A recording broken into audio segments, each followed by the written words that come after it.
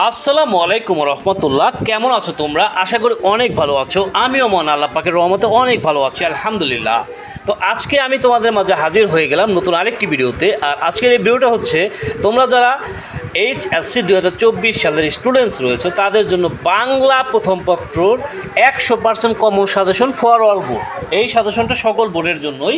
এখানে আজকে আমি গদ্য, কবিতা, উপন্যাস, নাটকের সাজেশন দেব। ওকে ওকে তো বাংলা প্রথম পত্রের পাস মার্কস কত? বাংলা প্রথম পত্রের পাস মার্কস হচ্ছে 33। তুমি 33 পাইলেই হয়েছে। এখন সেটার জন্য তোমাকে কি করতে হবে?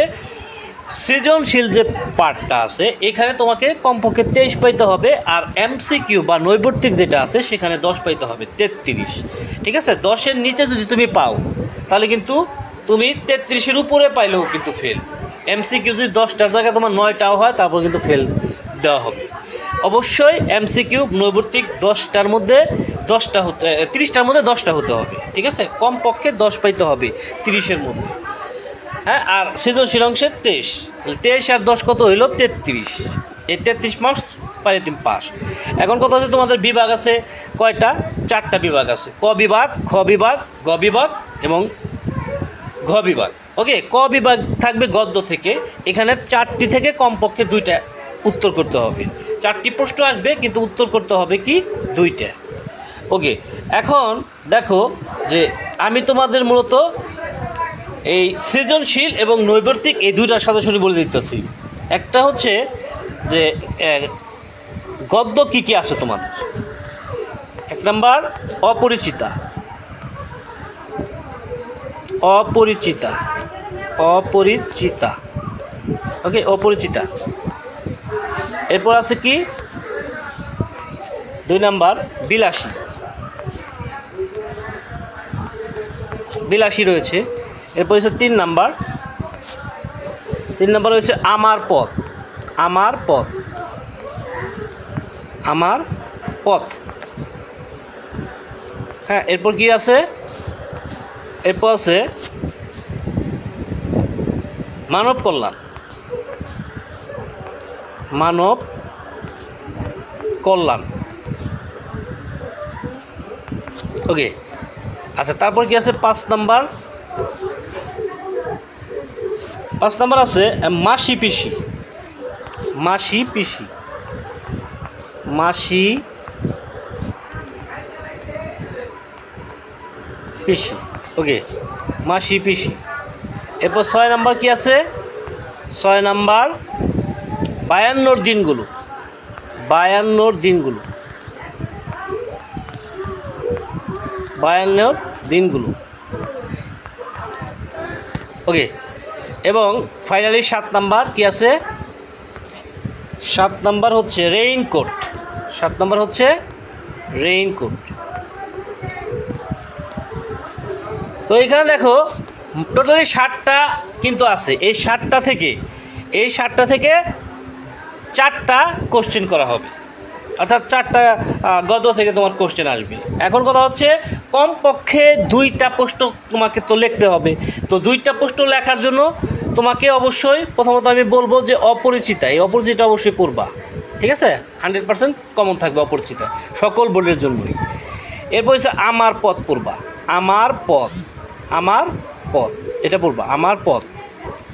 এরপরে পড়বা 52 দিনগুলো। 52 দিনগুলো।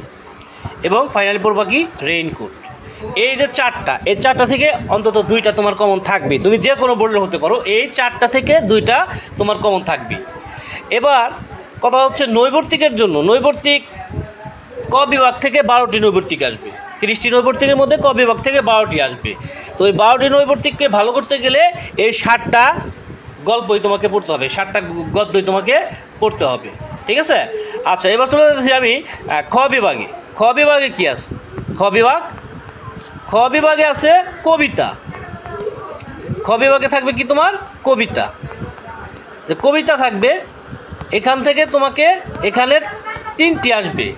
3টি থেকে তোমাকে কমপক্ষে 2টি কোশ্চেন অ্যান্সার করতে হবে। এই 3টি থেকে কমপক্ষে তোমাকে 2টি অন্তত অ্যান্সার করতেই হবে। ওকে ওকে তাহলে এখানে 3টা কোশ্চেন আসবে। তো তো এই 3টা কোশ্চেনের জন্য অধ্যায় আছে কতগুলা? অধ্যায় আছে তোমার 1 নাম্বার আছে সোনার তরী। সোনার তরী, সোনার তরী। ওকে, আচ্ছা এরপর কি আছে? সোনার তরীর পরে আছে বিদ্রোহী। বিদ্রোহী। এরপর কি আছে? প্রতিদান। প্রতিদান। আচ্ছা এরপর 4 নাম্বার কি আছে? তাহারেই পরে মনে। তাহারেই পরে মনে। তাহারেই পরে মনে। ওকে, আচ্ছা এরপরে 5 নাম্বার যে কবিতাটা সেটা হচ্ছে 18 বছর বয়স। 18 বছর বয়স। ওকে, আচ্ছা এরপরে 6 নাম্বার কি আছে? 6 নাম্বার আছে ফেব্রুয়ারি 1969। 6 নাম্বার আছে ফেব্রুয়ারি 1969। ফেব্রুয়ারি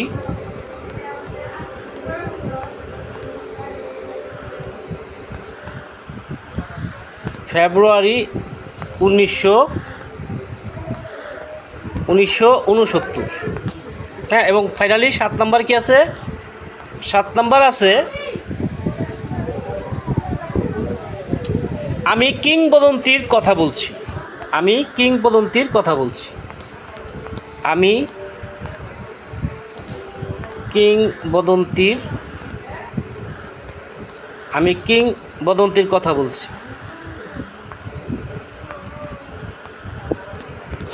ওকে, আচ্ছা এই 7টা রয়েছে খ বিভাগে। তো দেখো সোনার তরী, এটা মাস্ট বি, এখান থেকে একটা কোশ্চেন আসবেই, সোনার তরী। আচ্ছা এরপর হচ্ছে আমি যেটা কথা বলবো তাহারেই পরে মনে। তাহারেই পরে মনে। এরপরে তুমি পড়তে পারো ফেব্রুয়ারি 1969 আমি কিংবদন্তির কথা বলছি। এই 4টা পড়লে এখান থেকে অন্তত 2টা তো প্রশ্ন কমন পাবাই। এই 4টা বললে 3টাও পেতে পারো, লাক ভালো থাকলে, তবে 2টা পাবা, এটা 100% গ্যারান্টি। ওকে, তো এই খ বিভাগ থেকে 3টা আসবে, 3টা থেকে তোমাকে 2টা উত্তর করতে হবে। আর খ বিভাগ কবিতা, এই কবিতা অংশ থেকে 12টি এমসিকিউ আসবে। ঠিক আছে, 12টি এমসিকিউর জন্য তোমাকে কি করতে হবে? এই 7টা অধ্যায় পড়তে হবে। 12টি এমসিকিউর জন্য এই 7টা অধ্যায় পড়তে হবে। সোনার তরী, বিদ্রোহী, প্রতিদান, তারই পরে মনে, 18 বছর বয়স, ফেব্রুয়ারি 1969, আমি কিংবদন্তির কথা বলছি। এই 7টাই পড়তে হবে, কারণ এমসিকিউর জন্য কোনো শর্টকাট কোনো সাজেশন হয় না। ওকে, আচ্ছা এরপরে আমরা চলে যাই যেটাতে মূলত, সেটা হচ্ছে উপন্যাস। উপন্যাস কি? তোমাদের উপন্যাস কোনটা আছে? উপন্যাস আছে তোমাদের লাল সালু। উপন্যাস রয়েছে কি তোমাদের? লাল সালু। উপন্যাস কি? লাল সালু। লাল সালু। ওকে, এই লাল সালু থেকে 2টি কোশ্চেন আসবে। এখান থেকে সৃজনশীল আসবে 2টি কোশ্চেন। এই 2টি থেকে একটি অন্তত তোমাকে উত্তর করতেই হবে। একটি উত্তর করতে হবে, 2টি থেকে একটি। এবং তোমাদের নাটক রয়েছে। এই উপন্যাস হচ্ছে গ বিভাগ। উপন্যাস কি? গ বিভাগ। হ্যাঁ, এটা বলে দিই যে এটা হচ্ছে গ বিভাগ। গ বিভাগ হচ্ছে উপন্যাস, এবং এটা হচ্ছে লাল সালু। এটা থেকে 2টি কোশ্চেন আসবে, একটা উত্তর করতে হবে। এবং ফাইনালি ঘ বিভাগে যাই। ফাইনালি ঘ যে বিভাগ আছে, এই বিভাগটা কি? নাটক। এই বিভাগে কি থাকছে? এই বিভাগে থাকছে তোমার নাটক। আর এখানে তোমার যে নাটকটা আছে, নাটকটা হচ্ছে কি? সিরাজউদ্দৌলা। সিরাজউদ্দৌলা। তো সিরাজউদ্দৌলা আছে, এই সিরাজউদ্দৌলা থেকে 2টি কোশ্চেন আসবে। 2টি কোশ্চেন আসবে, এবং এই 2টি থেকে তোমাকে কয়টি অ্যান্সার করতে হবে? কমপক্ষে একটা অ্যান্সার করতে হবে। তাহলে এখানে 2টি থেকে অন্তত একটি। আচ্ছা দেখো, উপন্যাস লাল সালু থেকে 3টা নৈর্ব্যক্তিক কমন পাবা, এবং নাটক সিরাজউদ্দৌলা থেকে নৈর্ব্যক্তিক কমন পাবা 3টা। তাহলে লাল সালু উপন্যাস এবং সিরাজউদ্দৌলার নাটক এগুলো ভালো করে পড়তে হবে, এগুলোর ভেতরে কী আছে সেগুলো পড়তে হবে।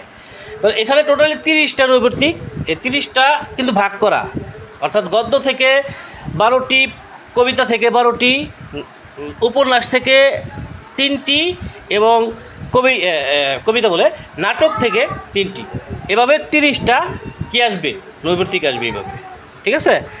তো এইরকম সিলেবাস অনুযায়ী, এইরকম সিলেবাস মেনটেন করে তুমি যদি প্রিপারেশন নাও, তাহলে 100% এই সাজেশন থেকে, অল বোর্ডের জন্য আমি বলতেছি, এই সাজেশন থেকে তুমি 100% কমন পাবা, 100% গ্যারান্টি। বাংলা প্রথম পত্র, এই যে আজকে ভিডিওটা দেখতেছো, এই ভিডিওটা দেখতেছো, আর বাংলা প্রথম পত্র যেদিন পরীক্ষা হবে তোমার, সেই দিন যেদিন পরীক্ষা তোমার শেষ হবে, পরীক্ষা দিয়ে এখানে একটা কমেন্ট করে যাও যে কমন পড়ছে না পড়ে নাই, 100% কমন পড়ছে না পড়ে নাই, ঠিক আছে। 100% এটা আমি তোমাদের অ্যানশিওর করতেছি, 100% কমন পড়বে, ওকে।